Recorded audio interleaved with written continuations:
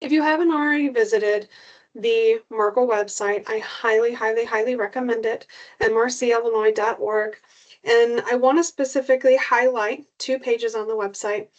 First and foremost, the MRC coordinator page. There are a lot of fabulous resources on there, but for those that may have participated in these webinars, they found a nugget during the webinar. However, it's not in the PowerPoint.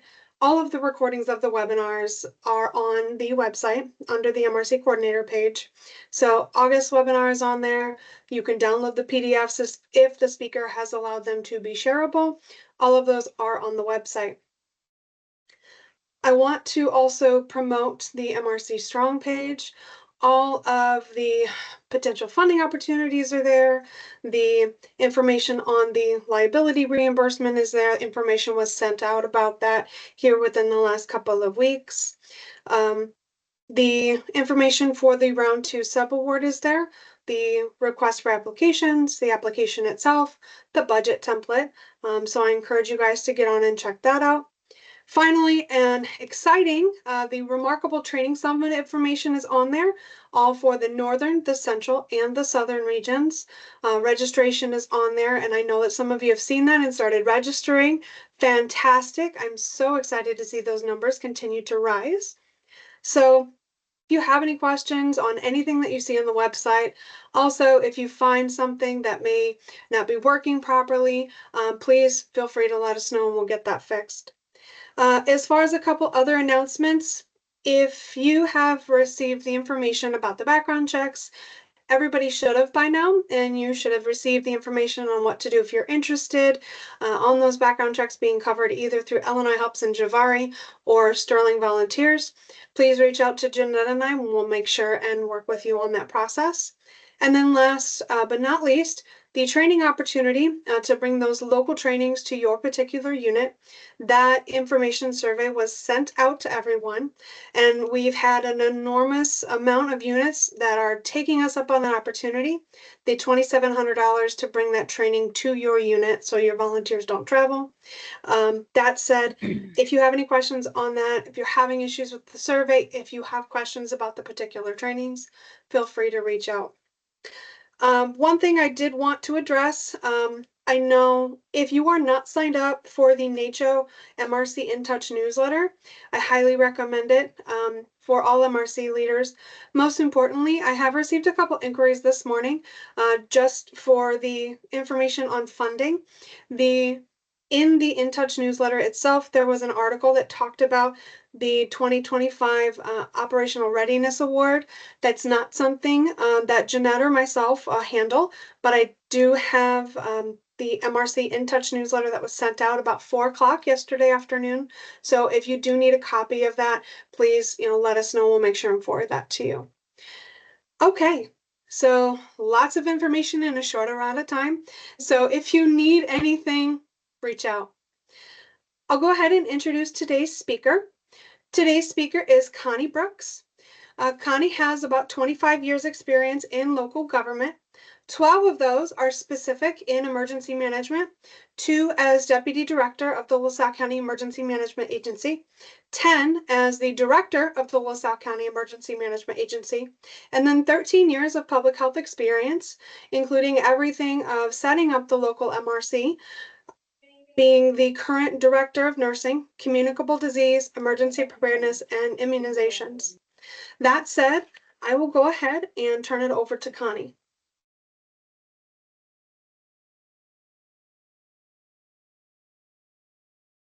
Good morning, everybody. Can you hear me?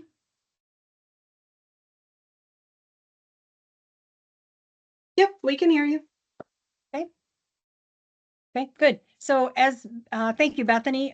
So as she said, my name is Connie Brooks, and I have a total of 25 years experience.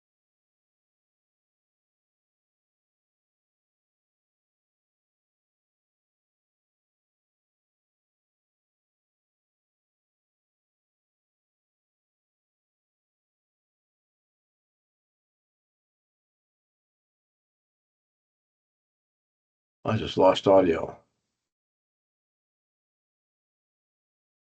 Yeah, me too. Connie, your mic is muted for some reason. Okay. We can hear you now. Okay.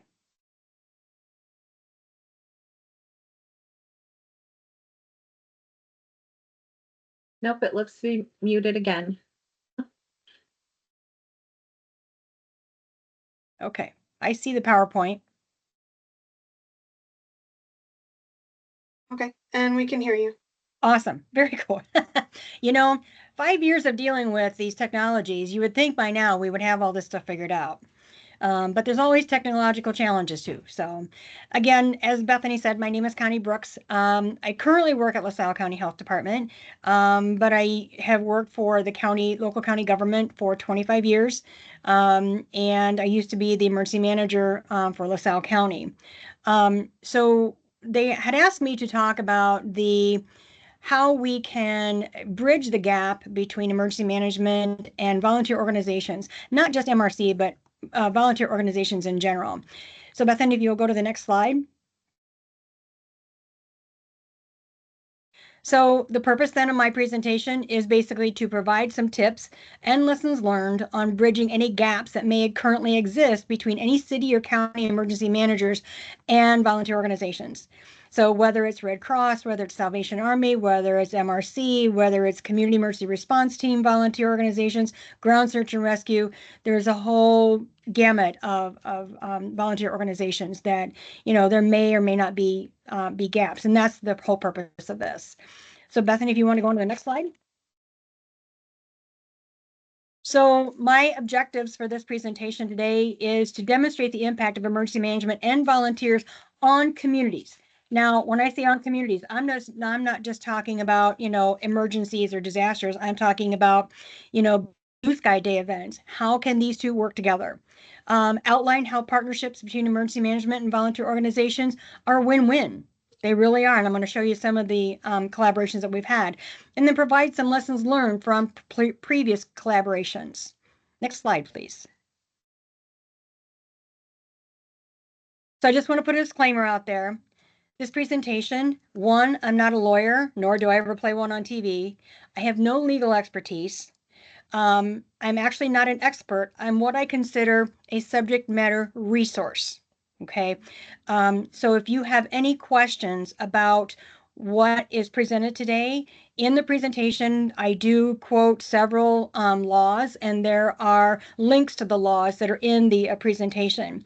But this presentation is basically based off of my 25 years of experience of working in emergency management, working from pandemics to floods to tornadoes to nuclear incidents. Okay, so I just wanted to kind of put that disclaimer out there. I have no legal expertise. So next slide, please. So what I wanted to do, first of all, if you will scan this QR code, I wanted to get an idea of who my audience is. So if you'll scan that and answer the question. The link has also been provided in the chat. You can click on it, it'll take you to the website. And Bethany said that the results should show up in real time. So as you start answering, it should automatically show up.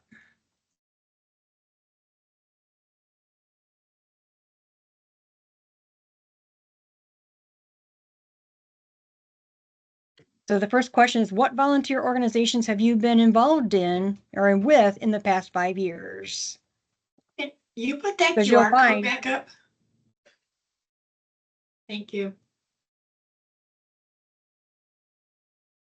Thanks. Because you will find that most people that want to volunteer, they love to volunteer, and they're usually involved with multiple organizations.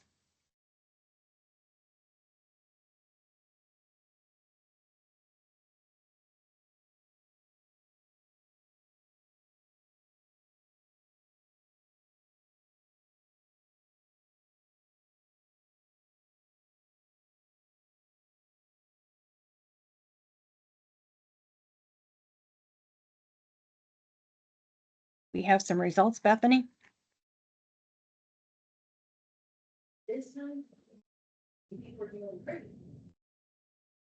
I wonder what they transmitted it right away and, hey, so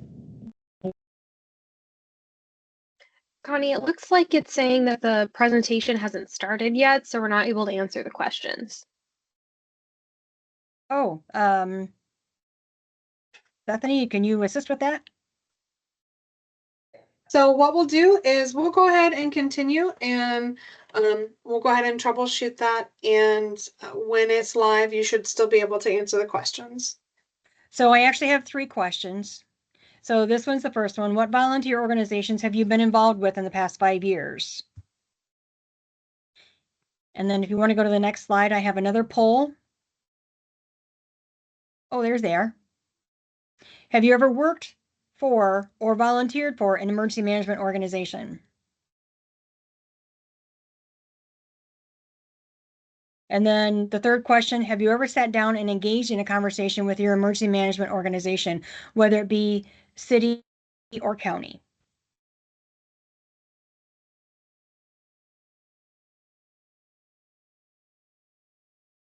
Okay, so what do both of these entities have in common?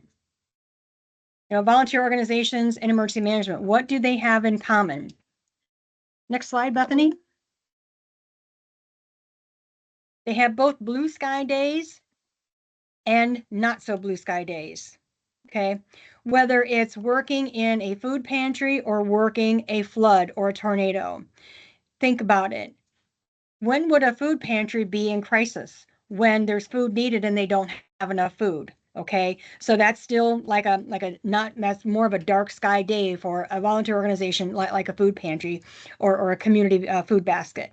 Okay, so what I have next are some examples of how, when I was emergency manager and a volunteer, because I've done both, how we have worked together to manage these 2 things. So Bethany, if you'd go to the next slide. So I don't know if you can see, these are actually, so we had a tornado in 2010. At that time in 2010, I was new to emergency management. I had just joined the organization a year later. We were in the process of building a new building. My boss, the emergency manager director, he was actually out in Vegas on vacation when this tornado hit. I had actually just gotten back from an MRC national conference out in Las Vegas, literally the night before. And so what we did was, this tornado hit of an evening, and we utilized volunteers. So you'll see, if you can see on the back of the yellow shirt, that's actually a community emergency response team volunteer or CERT volunteer. We used other volunteers that were not affiliated with an organization. We typically would like them affiliated with, because if you've ever been involved in an emergency or disaster, you also know that sometimes people tend to follow Mother Nature in her not so pleasant times. We've had several experiences with that here. I'll go back to 2004 when we had the Granville Utica tornado that killed 7 people in Utica. They took shelter in the basement of a building like they were told. Unfortunately, the building was not built structurally sound enough to withstand the tornado, and it collapsed on top of them. But we had people respond. At that time, I was a Red Cross volunteer, and we had people respond that weren't even a Red Cross volunteer, were not even from the area. They were following the storm tracks. And they were down there immediately after the tornado hit, keeping the real disaster volunteers out of the area. Keeping in mind, that was 20 years ago. That was back in 2004. Think there were some lessons learned from that? You betcha. So we actually then, when we had volunteer organizations then started becoming badged. We call badge, I'm meaning like a photo ID that belonging to an organization. And we would credential them through emergency management or their volunteer organization. And those partnerships were established because of that. So we utilized CERT volunteers to help do damage assessment. The city of Streeter actually developed a what they call a door hanger They would actually hang a door knocker that, because the city of Streator, if you've ever been there, city of Streator is actually the second largest population hub in LaSalle County. There's 13,000 people in that city. Ottawa is the biggest as the county seat. There's 19,000 in Ottawa and there's 13,000 in Streator. So there's obviously a big area to handle. So the city developed this door hanger to where volunteers would go around, hang these on doors for people to call into City Hall, and they could report damages to their homes based on the storm. So next slide, please. They were also utilized in debris removal. So this was along a train tracks in Streator. This was in a big park area to where some of this wooded debris was actually blocking some streets and so forth. So some of our CERT volunteers, they didn't get out there with chainsaws or anything, but they helped with some of the volunteers that actually were able to come with chainsaws to help guide them where they needed to go to make the streets passable again. So next slide.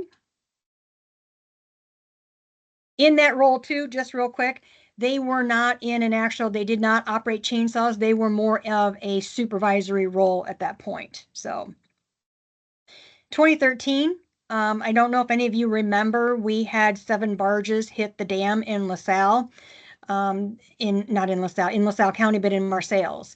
And it caused flooding within the city of Marseilles. And as you can see at the bottom of this picture, a ton of these homes were flooded. So when you take this kind of a flood that comes in rapidly, do you think that's going to do some structural damage? You betcha. So actually through emergency management at that time, we were actually able to, one thing we learned from 13, there are several different kinds of floods. There are damage assessments. So when you do damage assessment, we had 3 different kinds. We had the normal damage assessment, meaning damage to the homes, to the primary living spaces, like what the Red Cross typically looks for in order to provide assistance. The other damage assessment would have been, so that would have been through Team Rubicon. Team Rubicon was another voluntary organization that we were unfamiliar with. We had never heard of. They'd never responded to a disaster in our area before. And I'll tell you a little story a little bit later about why it's important to know who is at your table and what they bring to the table and why, based on that note. So in Marseilles, then we also, so they, Team Rubicon, were looking for, so with all this flood water also comes debris and what they call muck. So Team Rubicon did what was called muck out. So they were trying to clean out homes so people could get in there and get an idea of what their damages were. Obviously, once the flood waters receded, okay? And then the last one that we actually had structural engineers. So when you have a lot of water that comes in real fast, it's going to do a lot of damage to these homes. And it's going to make some of them structurally unsound and unsafe to live in. We were actually able to, through the Illinois Architects Association. We were actually it's AIA, it's American Institute of Architects of Illinois. We were actually able to partner with them. They were actually, again, once the floodwaters receded, they were actually able to come in, provide structural assistance, because if you've ever done damage assessment in any kind, so I know through IEMA, we typically go for how many homes are, minor damage, major damage, livable or inhabitable, and some are not inhabitable at all. So you put a red sticker meaning uninhabitable. What does that tell that homeowner? That means that they can't be in there anymore. Okay. What are they supposed to do with that information? These structural engineers then could come in and literally provide their expertise on whether these buildings were actually structurally sound for them to even get in there to get any of their personal belongings out. Okay. Next slide, please. So this is the picture of our county nursing home. To the left of the picture is the Illinois River. To the right of the picture is the access to that nursing home. The nursing home itself, I think the only part, if I recall correctly, the only part of the nursing home that actually took on water at this time was the loading dock. But do you see a problem? This nursing home had 80-some residents in it at the time. Do you see a problem with this? You betcha. You have a problem with access. So that's, unfortunately, this nursing home has been there for a long time. This nursing home, unfortunately, has become a pro at evacuating because we've had to deal with this because unfortunately the home is in a floodplain. And so as emergency managers, we know there are certain action steps, and the nursing home knows too that there are certain action steps that they have to take when water's on the Illinois River when they reach certain levels. So this home, was needless to say, was evacuated because of access issues. They had to come out. So you see the green and white barn-looking building at the bottom. That's actually county highway. So there is an access between both facilities. That was the only way that the ambulances could get in and get out to get the residents out. So. Next slide, please. Picture look familiar? Yeah, it's the same nursing home. Our nursing home, February 28th of 2017, got hit by a tornado. Again, this was after dinner. If you've ever gone through storm spotter classes, and if you have not, I encourage you to do so. Because when do they tell you most times in Illinois, it is the most common time of a tornado? Evening. Usually April through June. This was February 28th. If you've not gone through it, tornadoes in Illinois can happen any time of year. There's just a peak season, but they can happen any time of year. This time, we were evacuating residents because of it got hit by a tornado. Again, we use volunteers for that as well. Next slide, please.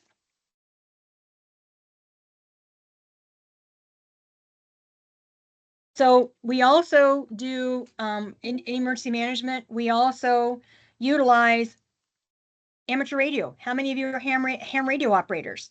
I know I am.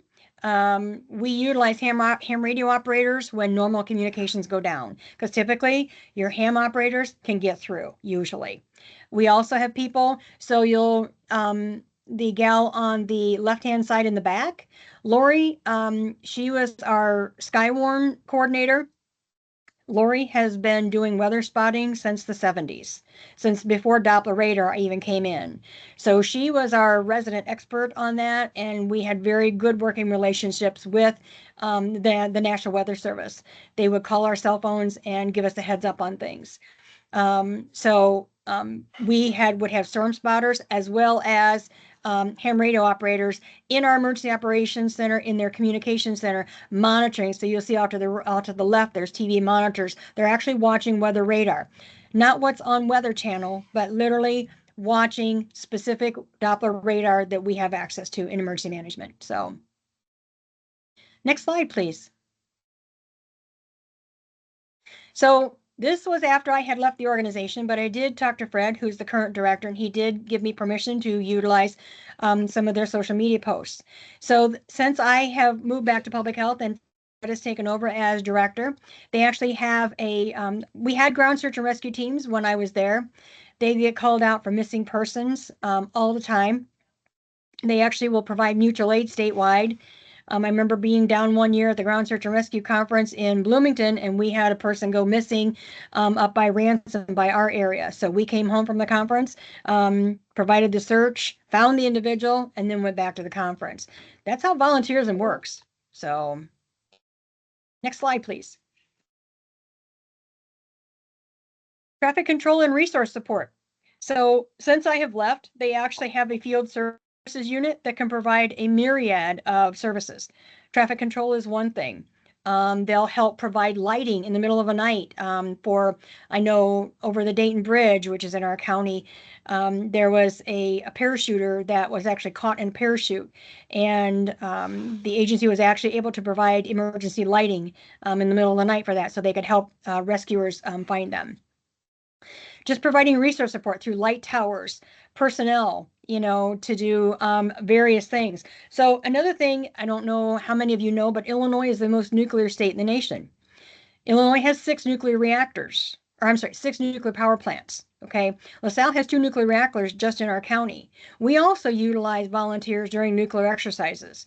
So every 2 years, the nuclear power plant is required to test certain aspects of their plant, whether it's trying to break the plant or break security. Okay, it's interesting when you have to break security because you're doing full on with the nuclear power plant security guards.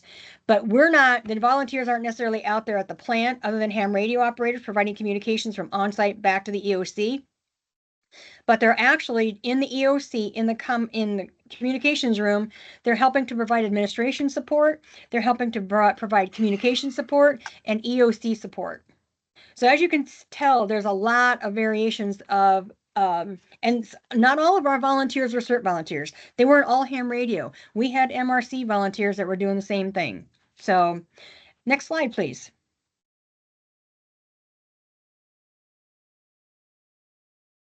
And then the COVID pandemic hit.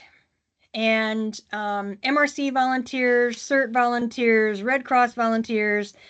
It was, as you all are aware, if you have joined the MRC since the pandemic, then maybe you aren't familiar, but any of us that worked either as a volunteer or worked in emergency management or public health, there was no rest for the wicked during that time. So it was an all hands on deck. We utilized all volunteers in conducting mass vaccination clinics. We also served emergency management. Even before we got to mass vaccination clinics, we had, Bethany, if you'll go to the next slide, please. We also utilized them for bulk distribution.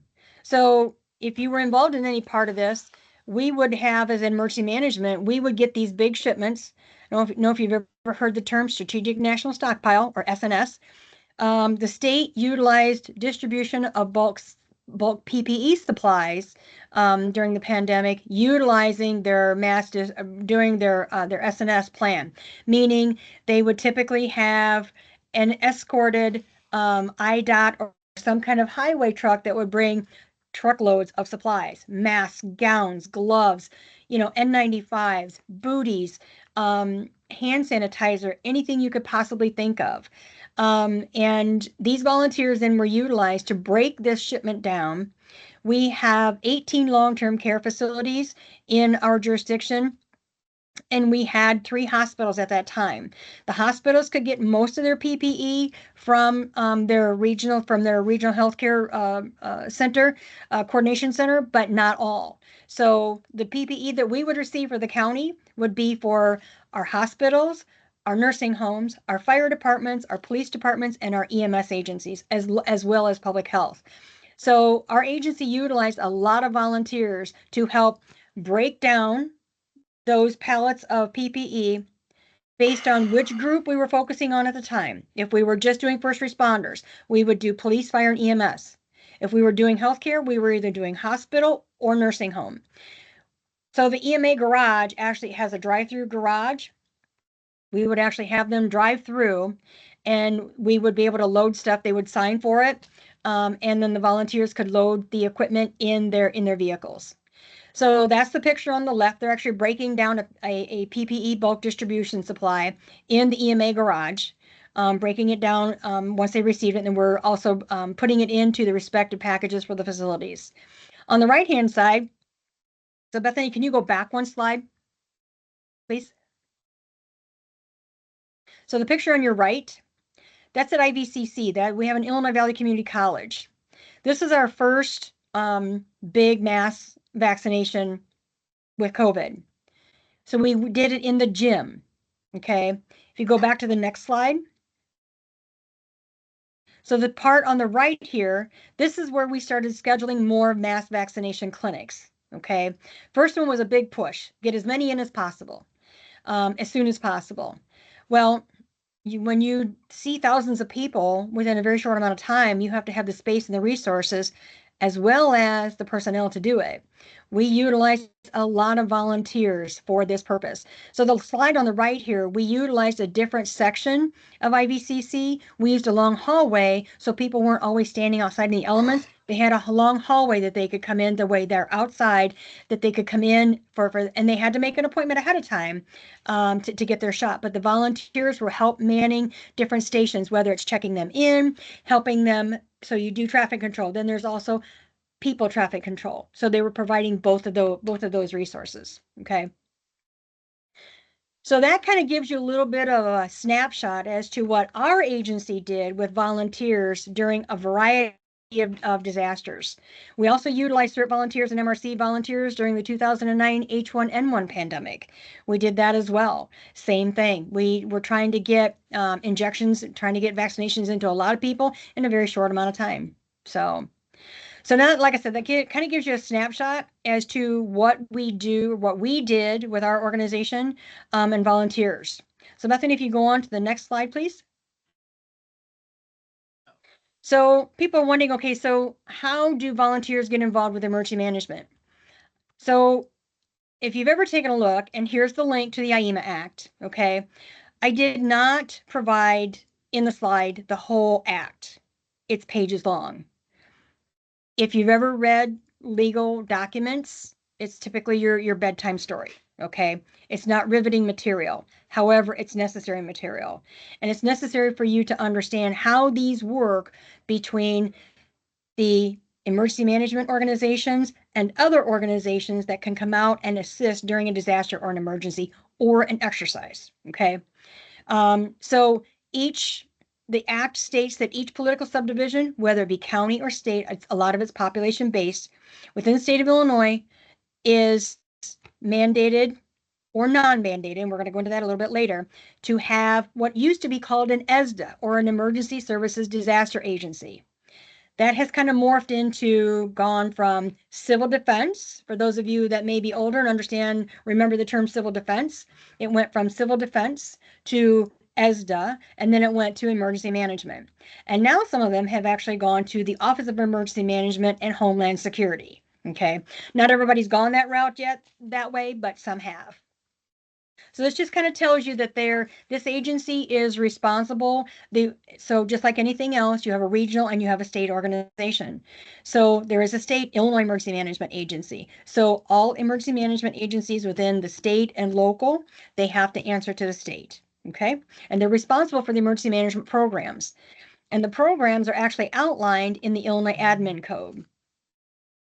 So Bethany, if you want to go on to the next slide, please. So each emergency service disaster agency shall have a coordinator. So you have a person in charge. So it's either your coordinator, some have moved to a director, okay, who shall be appointed by the principal executive officer, whether it's the chief law enforcement officer, the chief elected official. So it's either a mayor, township supervisor, or a county board chairman, okay, one of those. In the same manner that as are the regular heads of regular governmental departments. Volunteers who, while engaged in a disaster, an exercise, or training related to the emergency operations plan of that same political subdivision or search and rescue team, it basically says to an occurrence, to threat of injury, loss of life that is beyond local response capabilities. Okay. They can be offered workers' compensation, okay, or the Workers' Occupational Disease Act. If the claimant is a duly qualified, so you have to have training, okay, and enrolled or sworn in as an IEMA or an ESDA or an EMA volunteer, okay? If you go on to the next slide. So hold on just a second. Go back just a second. Sorry. In the state of Illinois, you'll have some emergency management organizations, I mentioned it before, that are mandated. Some are not. You'll see at the very bottom of that slide, by an accredited emergency management organization. Now you can go on to the next slide. Not all EMAs are required to be an accredited organization. Here is the link to the admin code that tells them who are mandated and who are not. The mandated ones are the ones that they all have program requirements. Obviously, on non-mandated ESDAs, it's different than mandated. Mandated ones have a lot more hoops to jump through and a lot more things to do. But the mandated ESDAs can swear volunteers in that will cover them for workers' comp. Not professional liability, not liability of any kind. It's for workers' comp only in case you get sick or get injured while you're helping to volunteer. Okay. If you go to the next slide. So what does that mean? What does that mean being sworn in? You're talking about the ESDA oath. And this is the oath in front of you on the screen. The ESDA oath basically says that while you are volunteering your time, you will receive training. You will not overthrow government at any time while you are volunteering. Okay, so it's basically, say if you work in healthcare, obviously with an MRC, if you're a medical volunteer, you typically will sign a confidentiality agreement that you're not going to, anything you see or hear does not leave where you're at. Okay, so this is similar, but it's still different. It just means that you're not, while you're volunteering for a government entity, that you're not going to try to overthrow them. Okay, that's what that means. Okay, I'm not going to read it to you because, like I said, these slides will be shared with you, so you'll have it. Next slide, please. Liability coverage. Everybody wants to talk about liability coverage. So when you talk about the Illinois General Assembly and the Good Samaritan Act, this is specific to Illinois. There are several and numerous protections for the generous and compassionate acts of citizens who volunteer their time and talents to help other people. These protections or Good Samaritan provisions have been codified in many acts of the Illinois compiled statutes.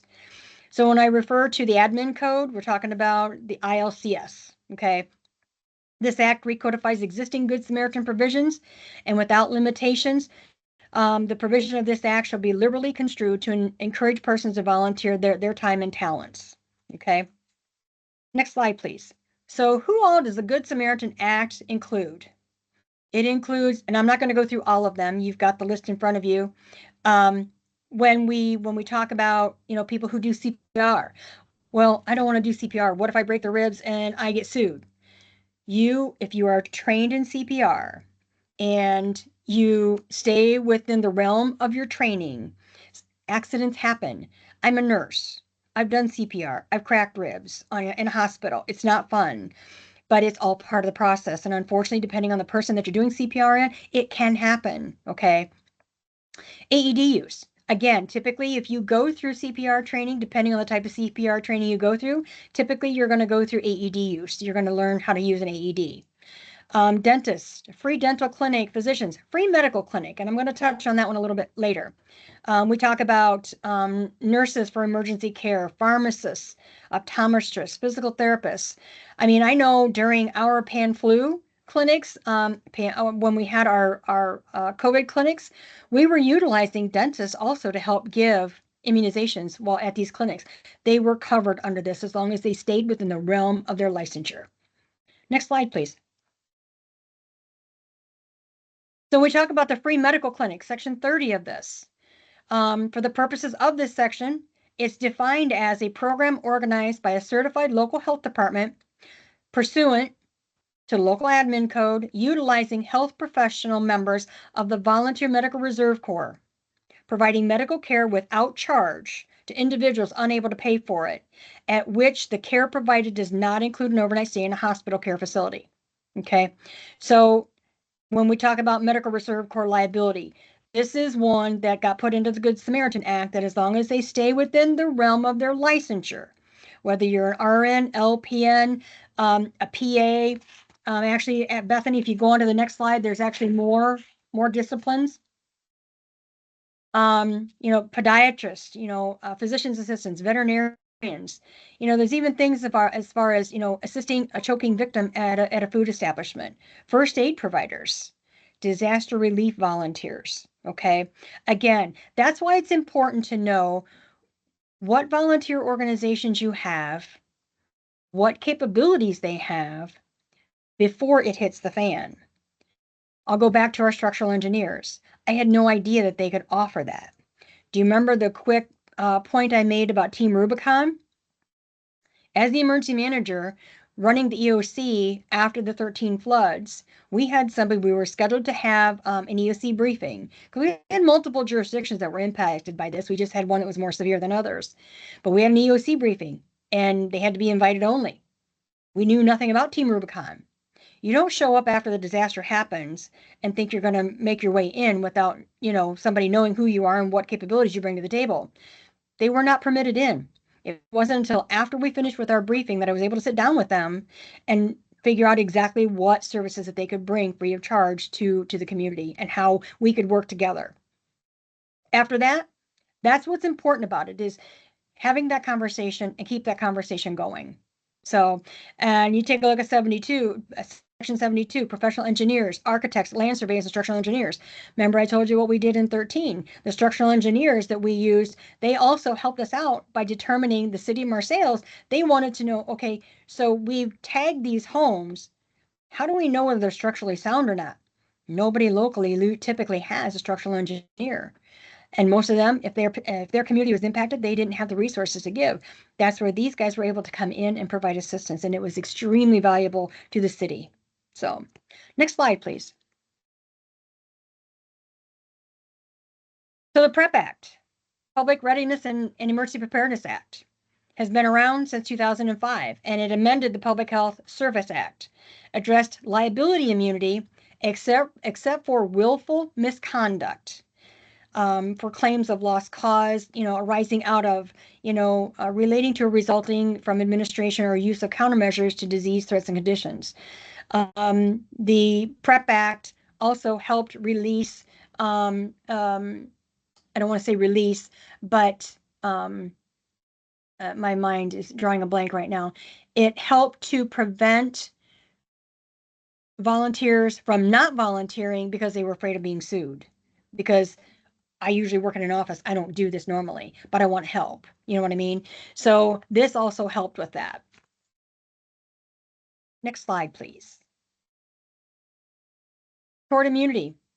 If any of your MRCs are with a local health department, local health departments are very familiar with tort immunity. Again, here is the link to the Illinois General Assembly that deals with the Illinois Tort Immunity Act that limits the liability of certain government entities and employees in civil lawsuits, okay?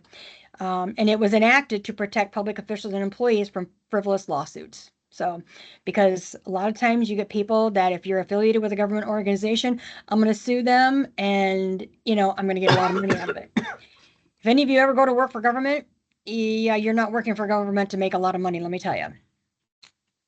So, but like I said, I mean, we all have insurance policies, but tort immunity is what covers a lot of local health departments. So, next slide, please. So I have provided a lot of information in a very short amount of time, but what do you do from here? Next one, Bethany. If you have not had that conversation, you need to schedule that meeting. You know what? Everybody's busy. Do not accept the excuse or the statement, I'm too busy to meet with you. They won't be too busy to meet with you when they need you during a disaster. Schedule the meeting, sit down and have a conversation. Next one. Engage in that conversation. Have an outline of what your organization's capabilities are, what you bring to the table, how many people you can bring. A lot of times when you have volunteer organizations, y'all come. Well, maybe not. We had that after the 2004 Utica tornado. Mavis did an all call, and wow, did we have fire departments show up from everywhere. And we didn't always need them. So some of them got put on hold until we were ready for them. So know how many different teams how many volunteers you have, what their specialties are, okay? What capabilities your organization brings to the table. Next one. Once you engage in that conversation, formulate a plan with them. What can we do next? How can we train? How can your staff know what we have to bring to, can we schedule a meeting with everybody within your organization or those that have decision-making authority? Formulate that plan. Once you've done that, next, implement that plan. So typically when you sit down to write a plan, there's several different drafts and you go back and forth on the table, then you implement the plan. That's great. Next. What always happens to a plan though? You have to evaluate it because if it doesn't work, do it during exercises, not during real events. That's the biggest key. Train your staff, train your volunteers, have the organization that you're sitting down with as an emergency management, get involved in their exercises. Trust me, emergency management has to do a lot of exercises. Get involved with those exercises. Say, we can help. How can we partner with you on this? Next question, or next slide, please. One of the most crucial factors is it's critical to know who your community partners are and what they can bring to the table before it happens. Because if you don't go to the table with them until after it happens, chances are it's going to be too late and you will probably not get in on it.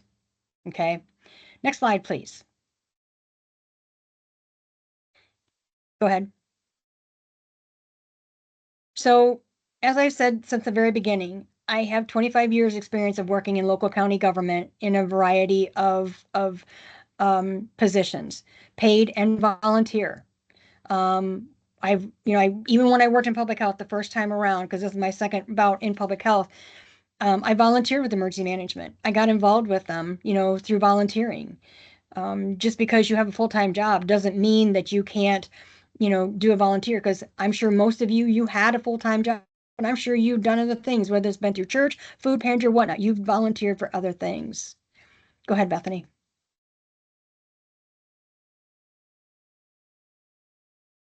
In my 25 years of working with local county government, in all of my fields, I'd say that my best accomplishment is the relationships and partnerships I've built with community partners. When I go out with family, like, okay, who are you going to know here today? I don't even have to be in my area, and I can go to neighboring jurisdictions, and we know each other from partnering together on exercises, on planning, and not only just our exercises, but partnering with neighboring jurisdictions on other exercises. Not just sticking within your confines, but maybe going outside to see if there's other organizations that you can also help with. Next one, Bethany. One of the biggest challenges is, though, I would have to say in my 25 years, is maintaining those relationships and partnerships. People change, people retire. There's different heads of the organizations. Volunteers may leave agencies or organizations for a variety of reasons. It could be for personal reasons. They may have had, personal tragedy or whatever in their life or whatnot. Or maybe they moved out of the area and they're going to go volunteer somewhere else. Kudos to them for continuing their volunteer efforts, because it's still needed no matter what. Next one, Bethany. Keep going. I've said this before. The key takeaway to this is start the conversation and keep it going. Just because somebody doesn't respond to an email, just because somebody doesn't respond to a voicemail, keep at it. Emergency management organizations, accredited organizations, whether they're municipal or county, they all have requirements to do certain things. They can't do it alone. Most emergency management organizations are maybe lucky to have, because by statute, as does typically our one part-time person. That's 20 hours a week. They have a big tornado that hits the jurisdiction. They're going to be able to do that by themselves? Absolutely not. My organization, we had 2 full-time staff. That was it. Most of what we did was with volunteers. Now, up north, you guys, your emergency management organizations typically will have more paid staff, but still, they have other duties. They have other responsibilities. So they will rely on volunteers. Knock on their door, make that phone call, send that email, engage, and keep the conversation going. Next.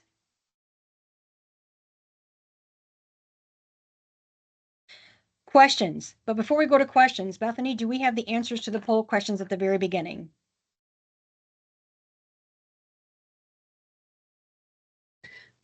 What I'm going to do is, for those that may not be able to access it due to firewall issues or anything like that, I'm going to go ahead and send this poll out directly after this webinar, so that way we can get it back. And what I will do is I will make sure and share the results to this as well, so that way kind of everybody has a well-rounded idea to see like the answers to the questions. And Bethany, could you share those with me as well? Because I'd be interested, because it was kind of to gauge who my audience was. Of course. Okay, awesome. Were there any questions?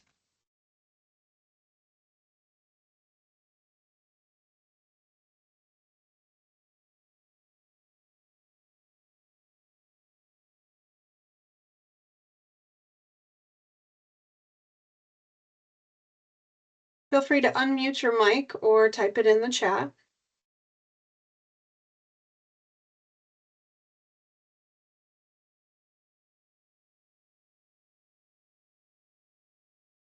Dawn says, great job, Connie. Thank you.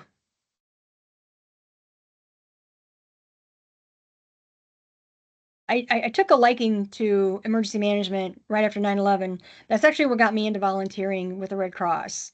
9/11 was my driving force. And, you know, when you take a look at why you volunteer with what organizations, figure out your why. When you figure out your why, everything else will eventually fall into place. Well, Connie, thank you so much for joining us Absolutely. today and for your fantastic presentation. Just real quick, does anybody else have any questions, comments that they want to share? You can unmute your mic or type it in the chat. As a reminder, the links to both the presentation and to the recording will be available on the website here within the next week or two.